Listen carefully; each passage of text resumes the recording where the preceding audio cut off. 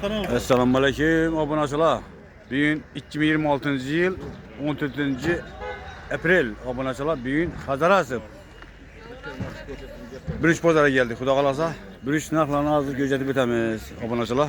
Nechadan bo'ldi birishlar? Javob birish. Lekin olda bir şey yo'qmi? Avangard o'shidimi? Elanganmi bu? Avangard o'sha turibdi-ku. Nechadan berasan buni? 6000 deymiz. 6000 so'mdan. Dastlabki bo'lmasa endi. Yo'q, Yo'qmi? Harmon usta. Neden buldu bu işle? Şerhil avanlaşlar. Bişer benim sepetimiz. Bişerim ha? Elengeler. Lazım içiden bediyiz. Lazer 10 boza benim. 10 buza beresen hay. Optum maması da. Bari şu ekip tutmuş. İçiden buldu elengele. 10 milyon. 10 bin so'm. Hala mask 13. Alanmadan sonra. Mesela geliyor mesela. Aç numaranı ki. Yok, aynı. Numaran gerek mi? Yok. Benim benim. Ola yapmam satıyotgan. Ha, yok ola yapsın mı? Kançadan soradınız boğa? Bu kishi 10 ming deyapti, kami bormi deb so'rayapman. Benim usta, benim.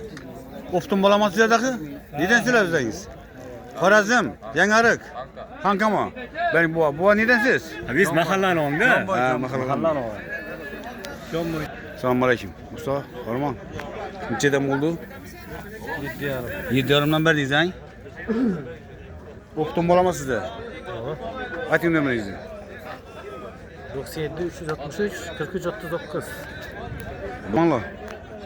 Neçeden oldu Lazilla? Selamun aleyküm. Hazırda 11 de tutmuş geliştirip veremiz. Onu yarım olsa veremem. Optum boğa ha? 3 tonla var. Köp mü bundan sizde? 15 tonla şey var. Var mı? Dasapça var, Özbekistan boyunlar. Var. Özbekistan boyunlar. Var. Aytın numarayınızı. 95'ten 440 88 08. Buldu. Ne buldu usta? 7,5 veremem. 7,5. Elenge mi bu? He? 7,5 milyon so'm lan. Köp mü bundan usta? Yok 550 kadar. 550 kilo borma şunu. Yine obunachilar. Kelaverasizlar, xudo xolasa Optum yerine kelib turibman, Hazarasib. Birinchi bozorina kelib turibman. Mana. Yaxshimisilar? Omon. Musa Xormon. Nechadan bo'ldi Lazilla? Lazillerin en yakısı 11 ming so'm bilan. 11 ming so'm yine. Obunachilar. Yine xudo xolasa Gerekiyor. Hazarasib Optum birinchi bozoriga kelib turibman. Optum bahoda xudo xolasa olaman desangizlar, ayting nomeringizni. 99'dan 391 54 54. Yine kelaverasizlar. Xudo xolasa. Birinchilar ham bugun ko'proq tushgan. Yine obunachilar. Yine